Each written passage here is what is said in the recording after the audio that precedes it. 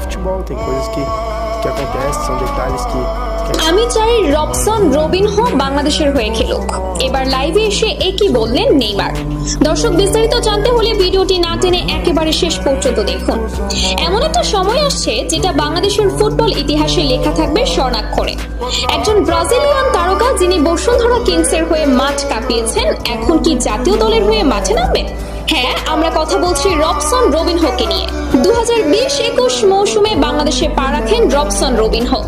বসুন্ধরা কিংসের হয়ে একের পর এক ম্যাচে তার পারফরমেন্স দেখে অনেকেই বলেছিলেন এই ফুটবলার যেন বাংলাদেশে খেলার জন্যই তৈরি। তিনি শুধু গোল করেননি, তিনি ছিলেন দলের প্রাণভ্রমরা। মাঠে তার উপস্থিতি মানেই বিপক্ষ দলের জন্য ভয়ঙ্কর সতর্কতা। এই সিজনে যদিও তিনি বসুন্ধরার হয়ে খেলছেন না, তবুও তার নামটা এখনো ফুটবল প্রেমীদের মুখে মুখে। আর এবার সেই রবিনহোকেই বাংলাদেশ জাতীয় দলে দেখা যেতে পারে। সূত্র বলছে, বাফুফে বাংলাদেশ ফুটবল ফেডারেশন রবিনহোকে অফার দিতে যাচ্ছে জাতীয় দলের হয়ে খেলার জন্য। তাবিথ আউয়াল নিজে সময় বের করে রবিনহোর সঙ্গে বসতে যাচ্ছেন আলোচনায়। একই সঙ্গে শুরু হবে ফিফার অনুমোদনের আনুষ্ঠানিক কার্যক্রম। তবে এখন সবকিছু নির্ভর করছে রবিনহোর পরিবারের সম্মতির ওপর। পরিবার যদি সম্মতি দেয় তাহলে খুব দ্রুতই রবিনহোকে দেখা যাবে লাল সবুজের জার্সি গায়ে।